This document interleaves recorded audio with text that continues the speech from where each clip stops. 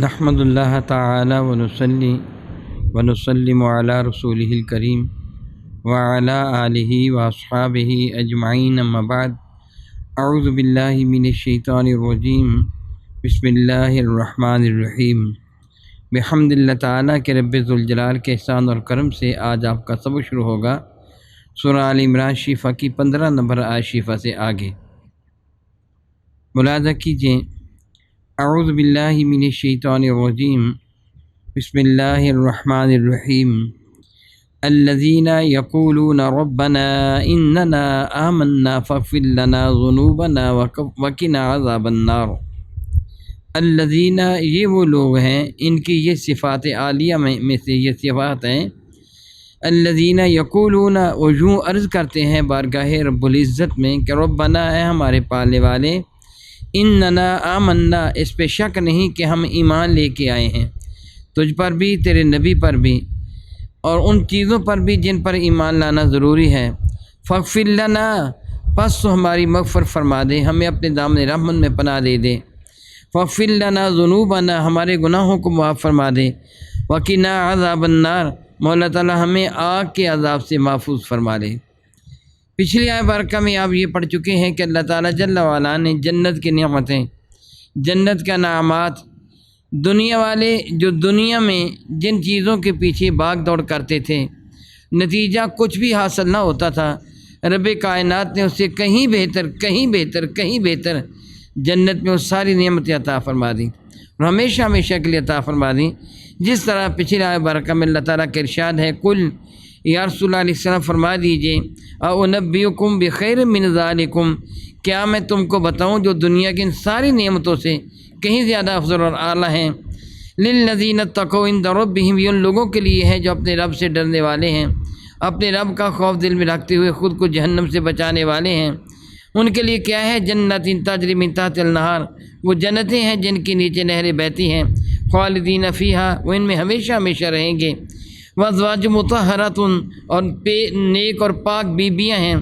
ورضوان من اللہ، اور سب سے بڑھ کر یہ کہ اللہ تعالیٰ کی رضا بھی میسر آ جائے گی۔ واللہ بصیر بالعباد، اور اللہ تعالیٰ اپنے بندوں کو ملاحظہ فرماتا ہے۔ اب بتایا جا رہا ہے یہ کون لوگ ہیں، کون ہے جو متقی ہیں، کون ہے جن کو جنت کا وارث بنایا جائے گا، کون ہے جن کے لیے جنت کی نعمتوں کو ارزانی فرمایا جائے گا۔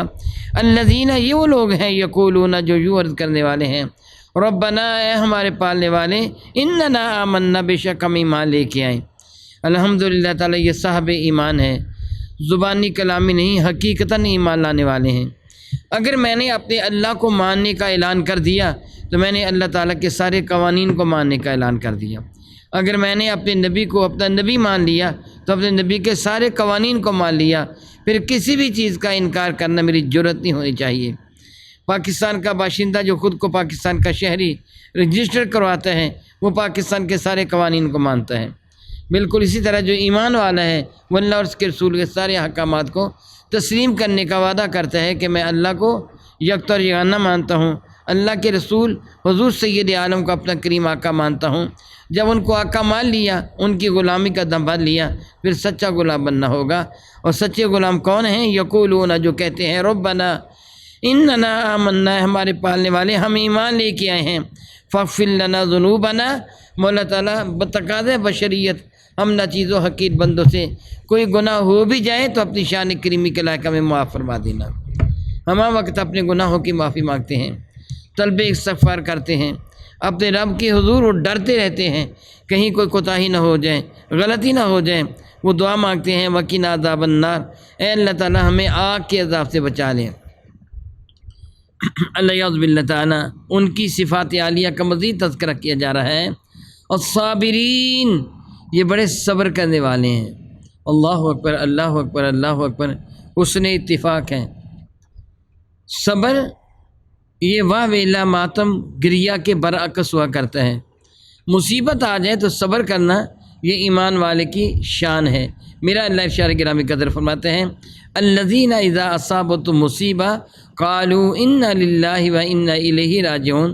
ایمان والے وہ ہیں جب ان کو کوئی مصیبت آتی ہے واہ ویلا نہیں کرتے، شور و گل نہیں مچاتے، گریہ و ماتم نہیں کرتے، بلکہ وہ کیا کہتے ہیں؟ ہم اللہ کے لیے ہیں اور اللہ ہی کے حضور حاضر ہونا ہے۔ رونا جو ہوتا ہے یہ رحمت کا رونا ہوتا ہے۔ میرے کریم آقا حضور رحمت عالم صلی اللہ علیہ وسلم کے شہزادے سیدنا ابراہیم سیدہ ماریہ قبطیہ کی شک منور میں سے جو رب کریم نے میرے نبی کو عطا فرمائے تھے، رحلت مبارکہ ہو گئے، حضور رو رہے تھے۔ حضرت سیدنا عبدالرحمن بن عوف نے بارگاہ اقدس میں کہا یا رسول اللہ آپ بھی رو رہے ہیں؟ تو میرے نبی نے فرمایا اے عبدالرحمن یہ رونا رحمت کا رونا ہے، رونے پر کوئی مواخذہ نہیں ہے۔ فرمانے لگے زبان اور ہاتھ اس سے جو سرزد ہوتا ہے گرفت اس بات کی ہے، زبان سے یاوہ گوئی کرنا، ہاتھوں سے معاذ اللہ ماتم کرنا، یہ قابل گرفت ہے۔ ایمان والے کون ہوتے ہیں؟ الصابرین، جو صبر کرنے والے ہوتے ہیں، والصادقین، سچے ہوتے ہیں، وہ تقیہ باز نہیں ہوتے، جھوٹ نہیں بولا کرتے، سچ بولتے ہیں، سچ کو اپناتے ہیں۔ اور آپ جانتے ہیں سچے پر کیا نازل ہوتا ہے؟ اللہ کی رحمت۔ وہ سچے ہوتے ہیں ان پہ ہمہ وقت اللہ کی رحمت نازل ہوتی ہے، جھوٹوں پر اللہ تعالیٰ کی جانب سے لعنت نازل ہوتی ہے۔ وہ صادقین، وہ سچے ہیں، والقانتین، بڑے ادب والے ہیں، بڑے احترام والے ہیں۔ اللہ اکبر، اللہ اکبر، گستاخ نہیں ہیں، اللہ تعالیٰ کا ادب کرتے ہیں، اللہ تعالیٰ کے نبی کا ادب کرتے ہیں، اور جن کا تعلق اللہ اور اس کے رسول کے ساتھ ہے سب کا ادب کرتے ہیں، سب کا احترام کرتے ہیں۔ نماز بھی، عبادت بھی ادب کے ساتھ کرتے ہیں۔ اے اللہ تعالیٰ تیرا کتنا شکر ہے، الحمدللہ تعالیٰ ثم الحمدللہ تعالیٰ۔ قرآن مجید فرقان کی تلاوت کیا ہے؟ عبادت ہے نا، اور اس کی تعظیم کرنا، ادب کرنا، یہ بھی عبادت ہے۔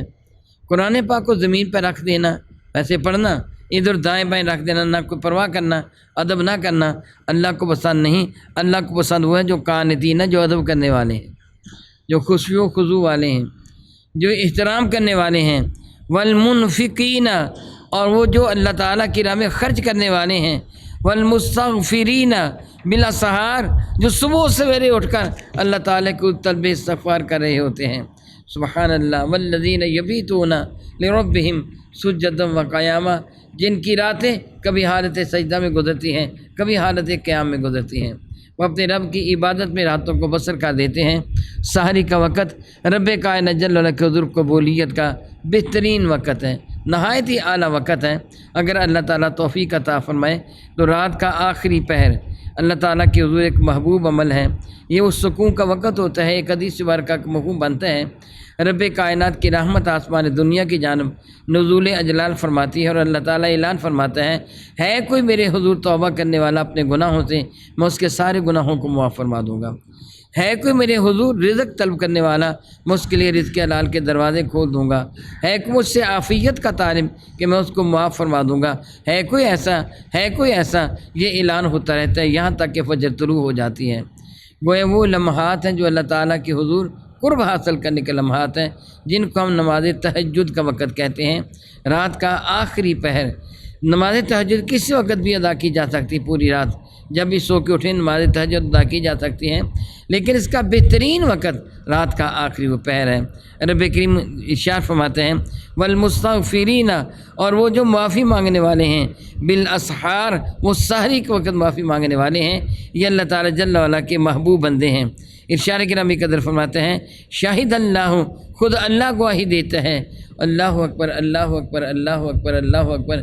کائنات میں کسی اور گواہ کی ضرورت ہی نہیں، جس بات کی گواہی اللہ تعالیٰ دے دے باقی رہ کے گیا۔ شاہد اللہ، اللہ تعالیٰ جل وعلا گواہی ارشاد فرماتا ہے کیا؟